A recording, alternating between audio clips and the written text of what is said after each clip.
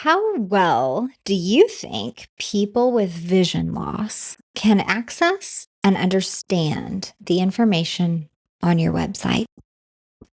Better yet, how well do you think a visually impaired potential client can join your email list or book a call with you? Sure, podcasts are mostly auditory, and many of us have taken steps to make them more accessible by uploading transcripts. But what about when that listener wants to take the next step with you? This becomes an even more important consideration when you think about your client list of soon to be retirees or aging business owners. Many of them will need the assistance of screen reading technology because, let's face it, vision tends to get worse with age, which means ensuring your website and booking tools are accessible might be one of those priorities that you pull forward from the back burner. And if you're thinking, goodness, that is an entire can of worms that I am not ready to open, yeah, I'm with you, but I think this is really important.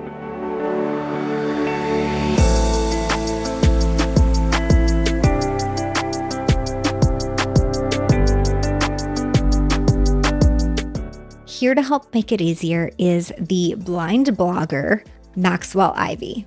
He's been in the online content space since 2007, and he helps identify and prioritize the changes needed on websites for all types of businesses. He's the host of the Accessibility Advantage podcast and loves to help business owners benefit from making their website more inclusive and accessible. Maxwell, welcome to Podcasting for Financial Professionals. Thank you for being here today. Well, hi, Virginia. I really appreciate getting a chance to have a few minutes to talk with you. Yeah, this is very exciting for me because I know so many of us are doing our best to create attractive content for our clients, build the best website we can, delegate everything we can to our admins, and in general, create an inclusive, accessible business. But sometimes that accessibility piece kind of falls to the back burner accidentally. But that's why you're here today, to talk about accessibility.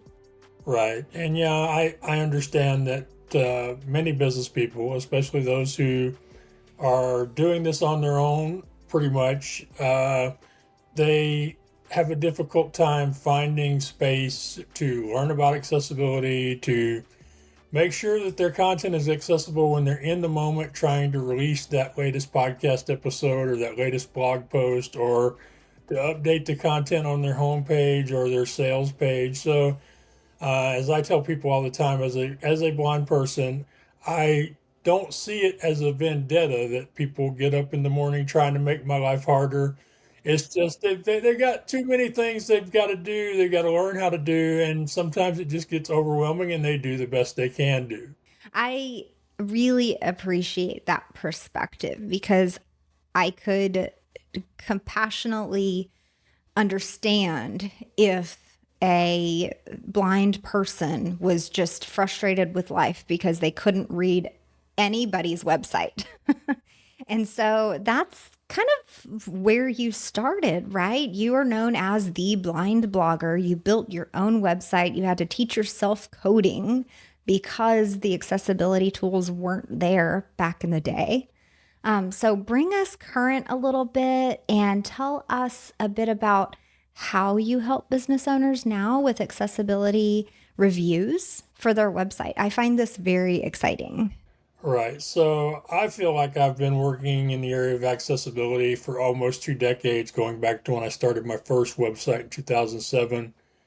And more recently, in 2021, it became my profession where I started consulting with people directly and doing site evaluations first for Alex Sanfilippo at Podmatch and then as a subcontractor to a couple of other companies, and here lately more for my own self as a consultant wanting to help small and medium sized businesses or sauce level businesses to gain the competitive advantage that comes from being accessible in an online world that is still very inaccessible. Most studies I've seen, they say somewhere between 3 and 5% of the internet is completely accessible at this point, and that given the amount of information that's being added to the online world every day, it's not getting any better. I also write and speak and podcast on the subject of accessibility. And I really feel like the most important thing I have to do is to help people understand why they should care about accessibility. Most people, they think about the potential regulatory challenges of being sued or fined or negative publicity. I like to take a more positive approach to things. And so I like to show business owners what's in it for them. For example, when you improve accessibility, you usually will improve the user experience of everybody who doesn't have a disability.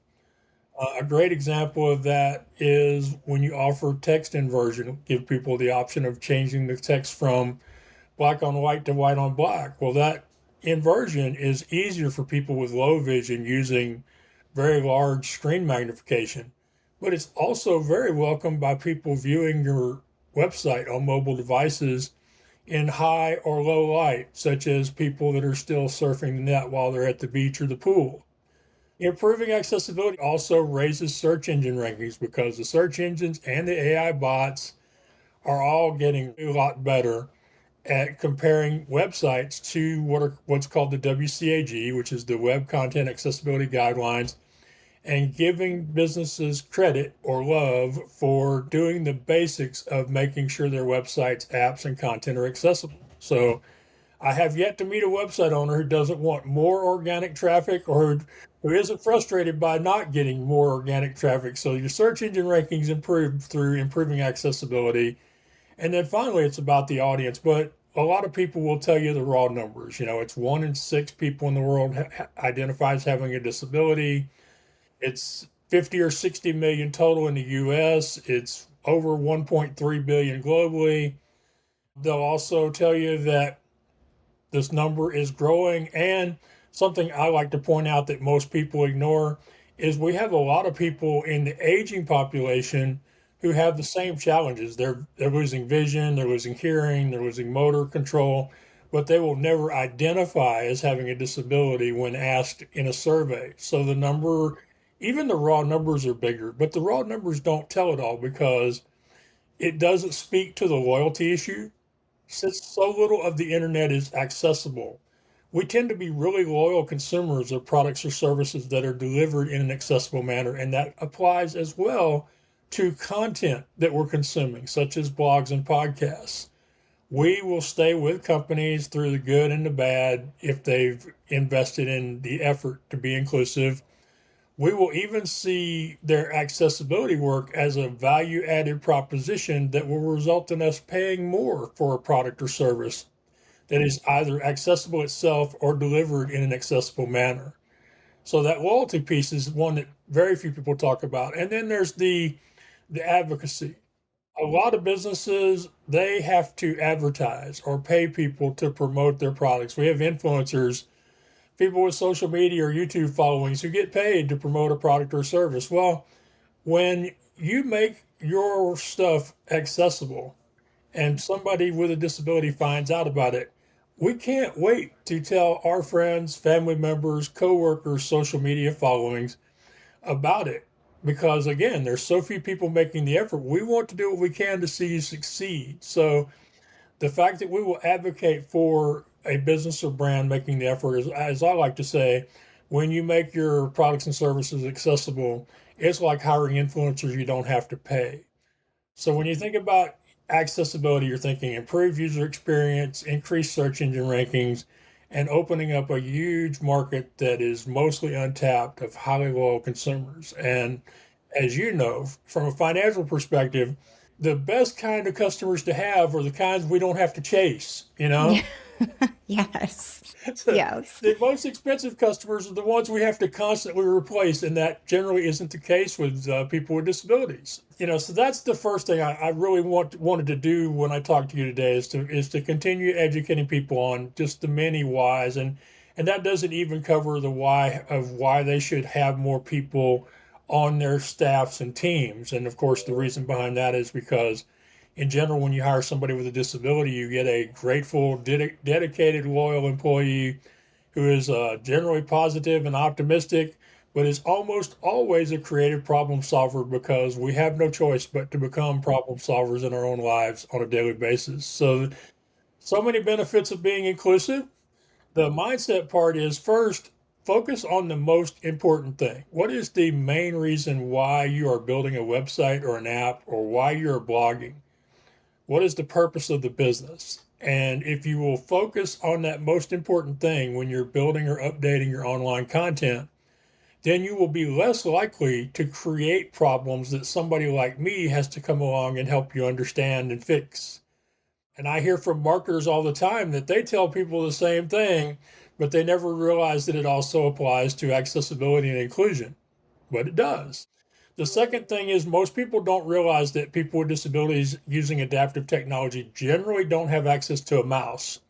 So since we don't have access to a mouse most of the time, if at all, you really need to design for keyboard navigation first and then expand off of keyboard navigation to swipes, to hovers, to alternative methods of navigating a screen or a page. The third thing is you really want to use a simplistic design. I know the website people will tell you the more fancy stuff you have, the more likely you are to keep them on the page or get them on your list or do something that you want them to do. But the problem with some of those fancy web things is they can create accessibility issues even when done with the best of intentions. And the one that aggravates me the most is the modals people use for their email lists. I can't tell you how many times I click on a website. The first thing they want me to do is either enter my email address or click that I'm not interested. And then I find out that there's no way for me to exit out of that modal with my screen reader because I don't have a mouse button option. And so I end up having to close the page or close my browser and start over. And I'm not very likely to go back to that website if I had to do that the very first time I visited it. And then the fourth general thing I like to talk about is minimalist design. If every item they have on their homepage, their secondary pages, is that information needed?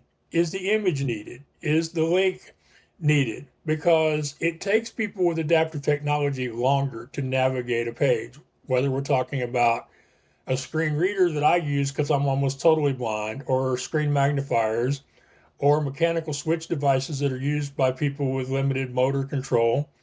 It takes longer to navigate the website. So the less stuff you have on a page, the easier you make it for somebody like me to get to what I need to find on your website, determine if you have something I want to buy or that I need to consume in some way, get more information, make a decision, proceed to either booking a call, signing up to a list, or actually making the purchase. The shorter the distance is between the very first pixel on your homepage to my taking a concerted action, the better off you're going to be and the better I'm going to like it. And it's another one of those cases where something that I'm telling you to do for accessibility is something that most everybody else that visits your website is going to love too. Wow. Okay, you gave us a lot to think about there, and I really appreciate it because I think 80% of the battle is the non disabled community. So, those of us with full sight, full hearing, full motion, all of the things to even realize what your experience might be. For example, like you said, with the pop up, that something isn't programmed to be able to give you that keyboard option to X out of that pop up so that you could even just read the dang website. So, like, Yes. that blew my mind. And Yeah. I'm sure that others are feeling the same way. I mean, we just don't even know unless we happen to have a blind friend or to listen to this podcast or have had the wherewithal to even pursue an accessibility review Yes. on our site. Will you just give us an overview about your services? Because I just think this is so important and, again, just not on most of our radar, but it should be. When I agree to review somebody's website, I will go through the entire website, including any subscription forms, shopping carts, checkout processes, and evaluate them based on my personal experience with a screen reader, but also test them with automated options to give me information on things like autism, epilepsy, things like that that I'm not as familiar with, but that I continue to teach myself more about so that I'll know about them. And then, besides reviewing it for strictly accessibility, I will also review it for what I like to call workflow, because there are many things or many websites where the website is technically accessible, but it's not enjoyable by somebody using adaptive technology because the person who designed it did not really understand the limited navigation methods that somebody like me has when I visit their website. So, in a lot of cases, it's not just are the images described with alternative text like they're supposed to, but are the images in the right place so that the information that goes along with those images makes sense the way you would come across it and read it, or the order in which items in a form are included will really affect how easily or how difficult they are for somebody with adaptive technology in order to complete them. So, review for accessibility, for workflow, for user experience, and then give the business owner a list of the items that they need to take action on in the order I feel like they need to take them as far as what is the most problematic of the current issues. But then I like to do something that, because of my empathy for business owners, I like to speak with them about what can they address now and what will they have to wait because of a lack of teams, time, or knowledge on the back end. And so in some cases, I give them this list and they fix everything. But in most cases, I give them this list, they fix the first few things on it, and we come up with workarounds for some of the rest of the things while they work on fixing those things. And then I communicate those workarounds to their existing customers, and we set up a way to communicate them to potential new customers so that people can use the website while they are continuing to update the accessibility. And then we communicate as things are improved through their email list or their social media posts and let people know what progress they're making. And once we get to the end, then, like I told you, it's never done. So once we get to where I feel like they've addressed everything I had for them in the beginning, I reevaluate the website, let them know where they're at, and then I talk to them about future updates because quite often a company will get their website to a good place and then they have new people come in or they have new objectives or they new content, and in the process of updating or adding to their website they will create new problems. So every so often, checking up on it, or what's really good is when I get access to the back end so that I can help them as they're making new improvements to their website, and then continuing to communicate that. So the review process is a process, not a perfection, not a destination. It's a continual journey. Most business owners that make the investment in accessibility will not publicize their efforts in improving Oh, accessibility. oh, I man, have, I think that would be the perfect social media post and all kinds of things. mhm, you would think, but since for some reason people don't want to brag about their efforts in accessibility, I also offer to do content creation either for them or with them, either for my website or for their website. I'm totally fine being a ghostwriter. And one of the things I actually offer my clients is to do a podcast interview where we talk about them, their business, their website, and discuss the process of going from where it was to where it is and why that matters to them. So creating, like you say, social media posts, podcast, blog, submitting articles for their website if that's what they want. It's the website evaluation, the continual update, and then also the content creation and promotion.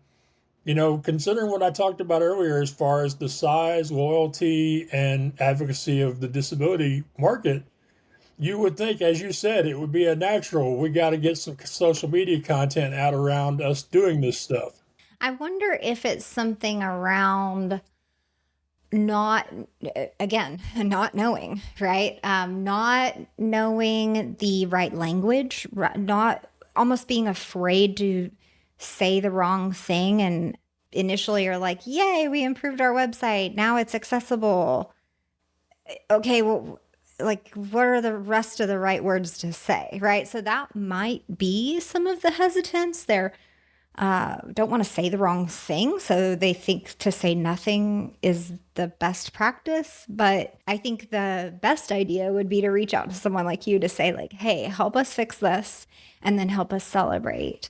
Yes, and I love that you used the word celebrate because that's what we're doing. We're celebrating their understanding of the need for accessibility and their willingness to invest in it. That's what we're celebrating through any type of content created around their efforts. Yeah. So something that I heard through what you were saying earlier about improving your website equals improved SEO was a little bit of help as far as getting off of this perceived hamster wheel of, always creating more and more and more and more, and there's more to do, and it just never stops. But if we can pause that hamster wheel for just a second and improve what we've already created and receive the benefits from that improvement through increased, I like to say, SEO juice in the, in the Google space, right? I think that would be a worthwhile investment rather than just continuing to churn out what may not be helpful to 1 in 6 people, like you mentioned. Right. And the thing about improving your SEO, or what I like to say, improving their search engine love through accessibility, is a lot of it is really not that hard. I mean, it's using a proper heading structure on your website because headings allow people with disabilities to navigate large amounts of information in shorter amounts of steps. It's using proper titles, proper keywords. It's using alternative text for images, and that's gotten a lot easier because now most of the website building and content management system tools people are using are prompting them, reminding them that they're supposed to be adding that text whenever they add a new image. Having labels for buttons and links that actually say where they're going to go, what's going to happen when you press them, and what the purpose of that next page is. Those are fairly simple, straightforward things that people need to be doing. Those are some of the things that the search engines will give you credit for and help push you ahead of some of the other pages. And they're, like I say, they're not all that hard. Making sure that your background and foreground colors are of high contrast. Using a simple font like a 12-point Times Roman, because the more elegant the font of your text, the worse it looks when it's expanded up to 10, 12, or 14 times normal size, which is what a lot of people have to do with screen magnification. So having a clear, simple font is something you'll get credit for, giving people the opportunity to change colors. One of the reasons why colors matter is the research tells us that people with dyslexia can drastically affect their reading comprehension if they can find the right color combinations. So while you may have a basic color palette that's high contrast and good for people with vision loss, having options where people can choose a variety of other colors for the fore and background can be very helpful to somebody with dyslexia or other type of learning disabilities. Making sure that your GIFs start in the stopped position or not using GIFs at all is something that you can get credit for from the search engines. Making sure your slideshows are in this stop position so that they don't start rotating and communicating information to people's adaptive tech right away.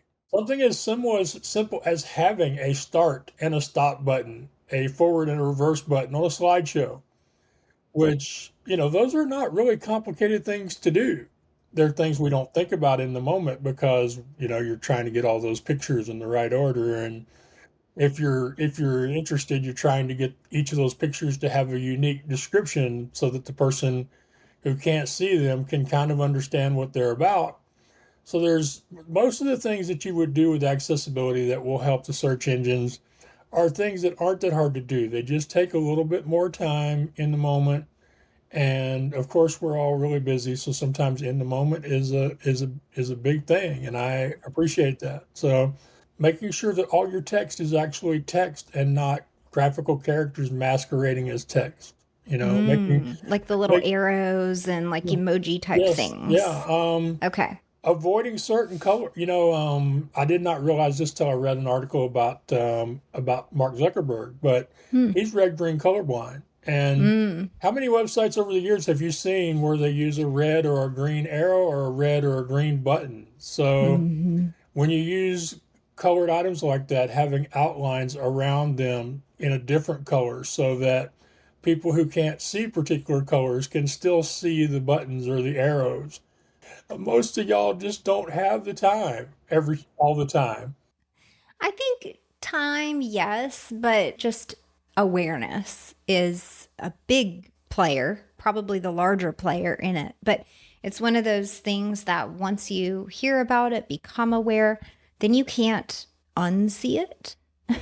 You start to notice it everywhere and think about it. Like, even if you're on someone else's website and you hover your mouse over a button, you're almost like naturally going to key in if a little description pops up or not. And then you're just starting that awareness of, oh wow, like I'm not the only one.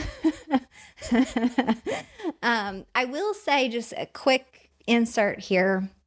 My son has discovered on his own through video games that he may have some slight color blindness. And we didn't realize it. He figured it out on his own with his friends. They're telling him, yeah, of course, I'm going to use like 13-year-old language here, but they're like, bro, can't you see? That's pink or that's orange. What, bro, what are you doing?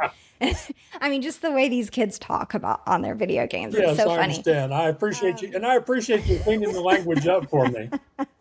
Right? I have a Uh, 20-something-year-old in my household who plays video games, so I appreciate the help there. But yeah, he changed the contrast or some setting in the game based on what his friends were yelling at him.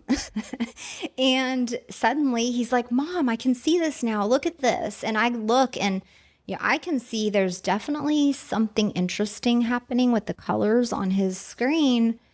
But I asked him, okay, so what do you see now? And he's like, oh, well, this looks different than this. So now I can tell, and I forgot which colors were which, but now I can tell mhm, this one's pink and that one's orange, or yeah. whatever it was. And I was like, oh, okay.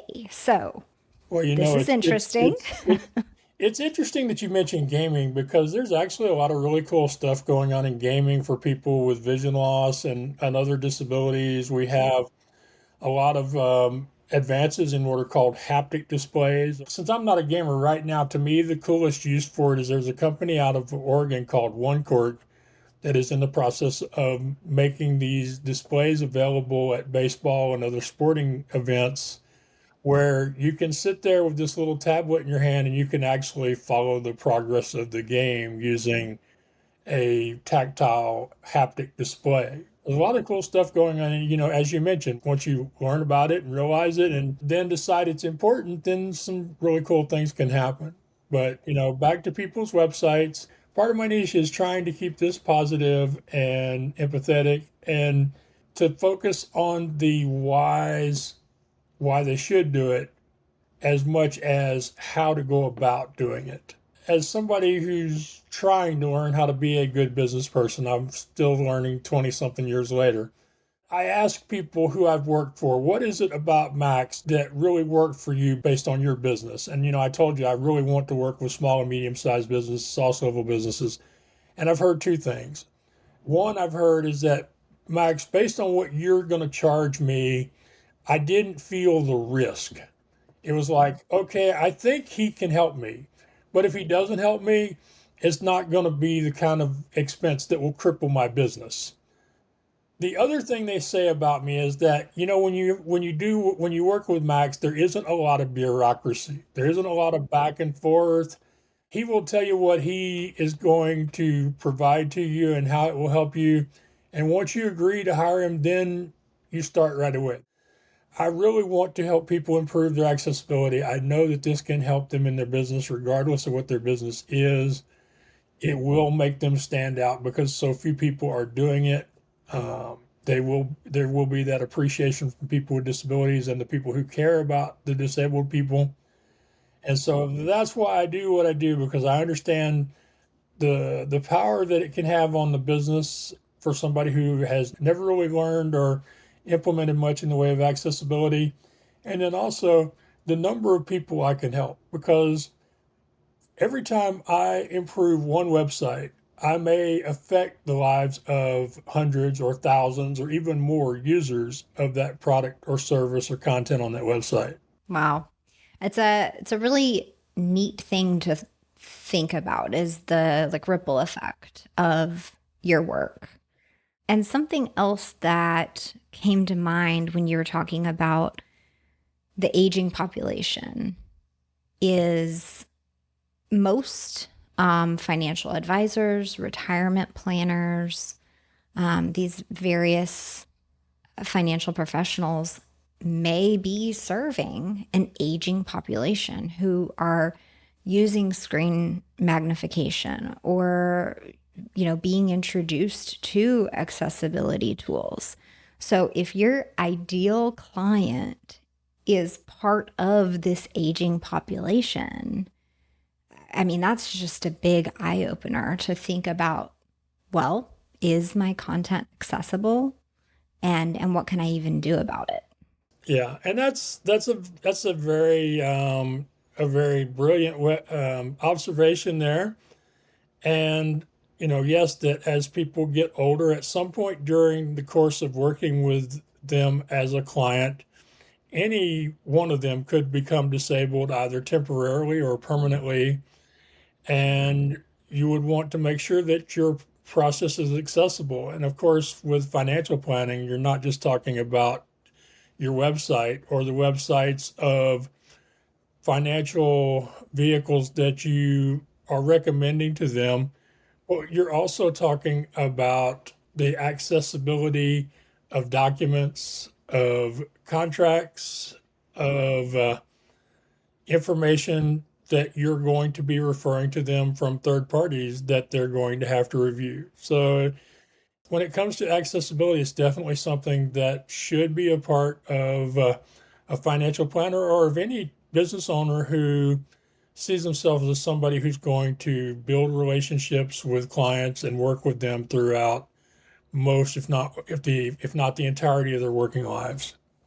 Thank you. I really appreciate that, Max. And I am so curious about the Accessibility Advantage podcast. I'm really excited that you're doing that. And I want to hear more about starting it, how it's going. And I'm sure you've had to discover a few accessibility tools about podcasting. Right. So I think this is probably my third or fourth experience with podcasting. Over the years, people have looked at some of the challenging things I've done online. They've said, if Max can do it, then what's my excuse? So my first podcast was called, and is called, What's Your Excuse? Because I just recorded the very first episode in over a year because, sometimes life just gets in the way. But What's Your Excuse is a podcast about overcoming adversity or thriving in spite of life circumstances, where my guests provide actionable tips that will help people get past the excuses that are holding them back. And it hasn't been all people with disabilities, just people who've overcome hard things. And then last year, the people at audioi.com who are at the enterprise level of accessibility, they hired me to start recording a short podcast for them called Hearsay Shorts about accessibility. But that was a different experience because I had a team. They provided me with a lot of new gear. I had a sound and video guy that was on during the recordings. I had somebody creating questions for me. So as being part of a team where you're just the host and you don't make all the decisions, it took a whole different mental approach to the podcast, and I enjoy having done it. And then about a year and a half ago, when I realized that I needed to accept the fact that I am the accessibility expert, that I have all this lived experience, and it's a waste not using it to help people make their websites more accessible. I decided I was going to create a new podcast. The Accessibility Advantage was the name that came up from ChatGPT based on the things you've heard me talk about today, where I talk about the positive benefits. I interview people, business leaders, thought leaders who have embraced accessibility to their benefit, who can talk about why they do it, where they got started doing it, what were some of the challenges, what are some of the benefits. I also do some short tutorials where I share things like the idea that blind people don't have a mouse. And then I'm working at doing some white paper or some case study type episodes where I interview a business owner that I've worked with or plan to work with, and we talk about their website then and now and what they did in order to make it more accessible. I've been pre-recording podcasts. Started What's Your Excuse in 2016, so I've been doing this 9 years now. Well, I realized that I've been kind of spoiled by Zoom. Now, Zoom is not accessible, in my opinion, when it comes to trying to do a live presentation because it doesn't integrate well with the major platforms like LinkedIn, Facebook, Instagram, or YouTube without a lot of effort. I've played around with Riverside, I've played around with Descript. I'm currently looking into OneStream and Restream, but I'm currently using StreamYard because in all my research, it has the most positive answers to the three things that matter to me. One is accessibility, obviously. Two is ease of use, which I know sounds like it should be part of accessibility, but it has to do with how much effort it takes me to learn how to get something actually going. And then the third thing is affordability, because as you know, a lot of us podcasters, there isn't a huge budget. I've been fairly happy with StreamYard, except StreamYard did something this week that everybody else does to us people with disabilities sooner or later. Uh-oh. They updated their software. Uh-oh. Oh. And so I recorded a few live streams, and while I wasn't perfect, I was able to get me and my guest on and off stage and start and stop the recording. But on Monday afternoon, high noon Eastern time, I went to go live, and the button that you pressed to go live was no longer there. It had been updated to where my screen reader could not see it, could not find it, Wow. and I could not click on it. I found text that said, "Would you like to record or go live?" But there was no go live button. And I closed out or canceled the live stream I had scheduled, and I started a brand new stream. And when I started a new stream from scratch, from within StreamYard, then the go live button appeared. So I was able to click it. So that stuff happens. It's happened to me in Zoom. It's happened to me in Riverside because when I was working with Audio Isle and Hearsay Shorts, they were using Riverside. It can happen anywhere. That's why when I was talking earlier about the work I do with companies, reviewing what their latest stuff is and communicating that with potential clients and customers is such a big thing because it doesn't take a lot to break accessibility once you've built it, and most people just don't realize how fragile it can be. I've I've had some conversations with a couple of new companies that are at least interested in talking about making their stuff more accessible. It's hard enough to find accessible options to begin with, but then to have to live with accessibility being broken in updates or having to live with losing your favorite software because somebody decided, hey, they're offering us lots and lots and lots of money. We better just take it. And which is why I do want to mention one of my favorite services that I use, which is I use Less Annoying CRM, Hmm. which is a client relationship management software. And I hope you aren't sponsored by one of their No, competitors. no. It's literally called Less Annoying CRM. That is literally their name. And That's how you find them on the online too. That's awesome. And so last year I was looking for CRM options for the same reason Mhm. and was not, and I found a lot of them that claimed to be accessible, that had accessibility statements, but that one was the one I found where I actually really enjoyed using it as much as you can enjoy using a CRM. And I ended up interviewing them for my podcast, and they ended up hiring me to do a updated evaluation of their software at the end of last year. The thing that impressed me, and this is something that a lot of companies either don't try to do or they get it wrong, is, I mentioned how I don't have access to a mouse. Well, a lot of stuff in CRMs or forms building or related projects require you to drag and drop.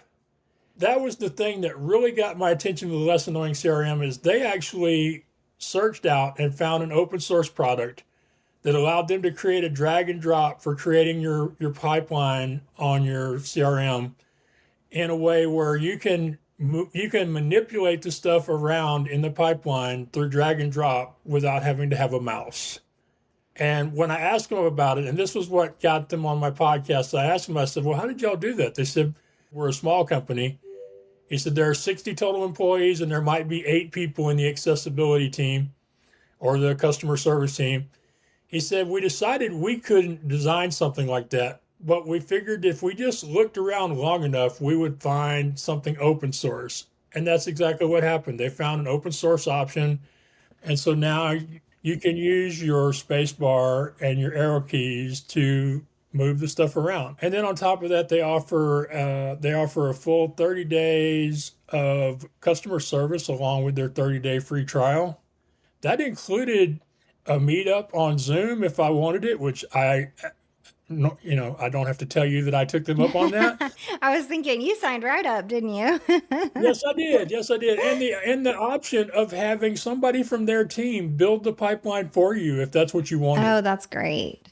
A combination of do it yourself, done with you, done for you in the area of accessibility. How could I not like them? Yeah, yeah. And then of course they did the thing I talked about. They had somebody a few years ago that evaluated, and then because of our association through the podcast, they said, maybe it's about time we had it checked again, and that's what we did. And then so finding accessible software to operate a business is very challenging because it's hard to find. Sometimes they break accessibility and updates, and sometimes it goes out of business or gets bought out by somebody who doesn't care about accessibility. And these are the things that somebody with a disability has to live with as a business owner. So maybe something else to think about as you're considering accessibility for your website is think to yourself, what if in the future I was in a position where I needed screen magnification or some other adaptive technology? Would I want to have to face the frustrations that Max just talked about when it comes to finding software to run my business with? Right. If anybody listening is getting up there, shall we say, and and may start to have some vision issues, you might could use some magnification tools and things like that. That's definitely something to think about and consider. Let me ask you, Max, are there any, just across the board, website builders, email subscriber platforms, podcast hosting platforms? I'm thinking even like Calendly or something. If we are using that and you've seen it from the consumer side, is there Mm-hmm. any program out there that's like quote unquote safe? that like, you know what I mean? Like Okay. if I have Calendly Yeah, on my yeah, I know website, exactly. I know. am I Yeah, I know exactly what you mean. good? Yeah, yeah, you're good. You're good. You don't, and actually, what you're trying for is you're not you. I can't really give you stuff that's safe, but I can give you stuff that's safer. Will that Yeah, work? there we go. Yeah, yeah. If, because All I'm right. just thinking like everyone has all these different calendar tools, booking tools, email Yeah. subscribers, and we're all using a tool that we picked for whatever reason. But I'm sure we're listening going, oh, is what I'm using as a program.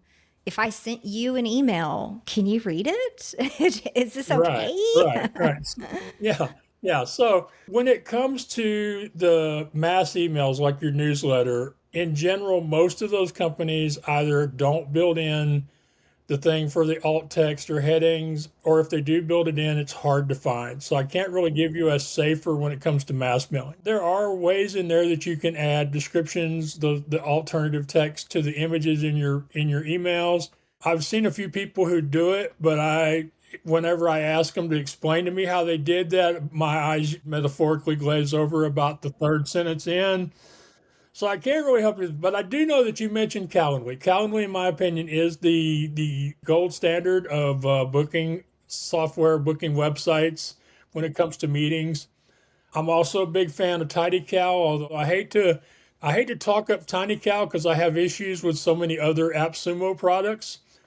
But the thing I love about TinyCal is once you do get it connected with your Google account, it will actually find the ideal dates for you instead of you look, because in Calendly it'll show you the dates that your host has available, and then as you check each one of those dates, you have to then look at your own calendar to see if you're available or not. So, but I find Calendly very accessible. One thing it does that I wish more booking options in general would do is it blanks out any days that the host or the other person is not available. So I don't have to navigate through a bunch of stuff that really wouldn't help me anyway. I said I'd tell you things that are safer. When it comes to booking calendars, I'm going to have to mention one that I think is just should be avoided. If you're using high level and you have anybody that you send that calendar link to who has a disability, they're not going to be happy with you. I have reached out to High Level on multiple occasions trying to help them understand just how bad their calendar is. But Calendly is, in my opinion, the best. TinyCal is next best. I would say Acuity is pretty good, although sometimes it can be a little wonky. When it comes to creating websites, I haven't used this myself, but I'm hearing good things about Wix, that their website building tools now not only are accessible to build with, but will give you cues as to things you're putting in your website that may not be accessible. It's no substitute for using a free checker or hiring a consultant, but it can definitely help you avoid stuff if you're a solopreneur and you're just trying to get your website online. When it comes to content management systems, obviously WordPress is still the top of the ladder, but they've come down a few rungs since 2018 because in 2018 they added what's called Gutenberg and went to this block editor system, which is not as enjoyable for adaptive tech users. And then in the last year or so, they've implemented what's called the full site editor, and that puppy is not accessible at all to the point that I have many friends who run their own websites like I do who are using earlier versions of themes from WordPress, trying to avoid using a theme that includes the full site editor. So WordPress is still very accessible, but it's not as accessible as it was in 2018, which is, 7 years ago, because they've tried to make it more usable to everybody and they've brought in some stuff from other organizations. And who knows, they've always had a great investment. Anytime they host an event like they call them word camps where people can come and be educated about WordPress, they always have multiple talks on accessibility, both for vision loss, for hearing, for motor control, for developmental disabilities. So they try real hard, but they've been falling down a little lately because of some of their new additions. I would still put WordPress ahead of Umbraco or Drupal when it comes to building a website. Okay. Any podcasting tools or tips that you could share? Okay, so when it comes to podcasting, I have like two buckets here. I have the straight podcast hosting platforms, and I can say good things about Blubbery as far as hosting because the front end and the back end are both accessible, not just for people with disabilities that want to listen to my podcast, but me personally submitting new content to my own podcast, it's accessible on both the front and the back end, which is not as common as people would think. Riverside has a lot of unlabeled buttons, a lot of processes that just don't make sense to me because of my accessibility needs. But then we have this other bucket, which are like, I guess you'd say that they're like do it all for you kind of platforms like Podpage and Captivate. And those are just the two names that are stuck in my head for some reason. And those sites can cause problems because the users will assume that this third party has ensured that their ultimate content is accessible. And that's not always the case. I actually refer to this as compound accessibility or a lack of compound accessibility, where a website performs services for their clients either through templates or forms or artificial intelligence in some cases, and nobody has checked to make sure that that process is going to be producing accessible content. So you may be assuming that your podcast homepage, your website, your blog posts about your latest episodes are accessible. They may be, but as far as I know, with these do it all for you websites and podcast hosting, there's nobody working on checking that. It's the same thing I mentioned with high level. So if you're using, high level, Captivate, Podpage, even Blueberry offers some AI generated stuff in podcast workflow. If you're doing that, then you really should ask yourself, did I or somebody I trust check to make sure that the output is as accessible as we thought it was going to be? If nobody's checking to make sure that that output is accessible, then may it be more beneficial for me to do this stuff myself, even if it takes longer and maybe results in fewer new episodes. It's a difficult challenge because on the one hand, people are trying to get more done with less personal investment, more artificial intelligence, more systems, more templates. But on the other hand, most people do not want to find out that their website is very inaccessible or that their podcast isn't being listened to because the buttons that start and stop the player are not accessible. But these are things that can happen when we depend on the third parties and assume that they're making sure that everything we got going out through them is accessible. Yeah, again, I just think, I'm so thankful to have run across your profile because I think awareness is the very first step. And then a little experiment of like trying to put themselves in your shoes of like, what if I was searching for something, knowing there's millions of websites out there and there has to be the perfect solution for me, but I can't find it because I can't read the website. Like, just to try to understand what that might feel like, I think is a big first step to even starting to think about maybe I could review my own website for accessibility. like what if there are people searching for me as a service provider that can't reach out to me, find me, fill out my form, whatever it is.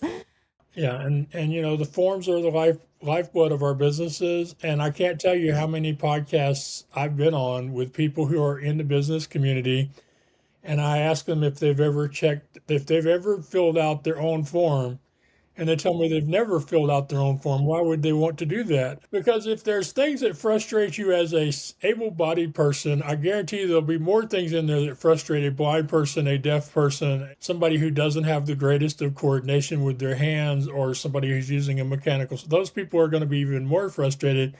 I've had a few podcasters over the last year tell me that they had been at companies that literally lost thousands, if not hundreds of thousands of dollars before somebody thought to look and see what their checkout process was, what their forms process was. One guy said it was hundreds of thousands of dollars a year they were losing in cart abandonment because the checkout process was frustrating. And he said, I don't think it was even about accessibility. He said it was just we were asking for information we didn't need. We had methods for gathering information that were not easy to use, even for able-bodied people. And he said just before people would get to the end, they would just, quit. And the truth is, very few of us don't have competitors. Very few of us don't have many competitors. There's only a few Microsofts, Amazons, and Walmarts out there, and most of us aren't them. Kind of going back to the SEO idea where you could just really elevate your positioning. This is one way to stand out in a completely unique way that probably your competitors are completely unaware of. Thank you so much for sharing all of this and teaching us today. Max, where would you like people to find you and potentially look at your services or find your podcast? So they can find me and my podcast at theaccessibilityadvantage.com. They're welcome to just send me an email to Maxwell at theaccessibilityadvantage.com. I like to make it easy for people to ask questions if that's what they want. My primary social media account is LinkedIn, where I'm Maxwell Ivey, Ivey. I really enjoy making new connections, and if y'all are doing podcast guest interviews or want to do them, y'all should really look into podmatch.com and creating a profile over there. I mean, I've met a lot of great podcasters that I've made connections with, that I've gotten to share my story and my information with, but I've also met a lot of people who I wasn't ideal for their podcast, but connected with them on LinkedIn or their favorite social media network and began relationships through the platform. So just something to think about if y'all have a message, you want to get in front of more people, definitely y'all should check that out. But theaccessibilityadvantage.com, and look forward to hearing from y'all and maybe sharing some of y'all's experiences with accessibility, either within your own business or businesses that you've followed online. And I second your recommendation for Podmatch. I've recommended it to listeners here. I've mentioned it several times, but then specifically to clients, often when I'm doing a podcast audit and exploring what may be some, let's say, gaps in their process, we're often talking about guesting. So thank you so much for mentioning Alex and Podmatch.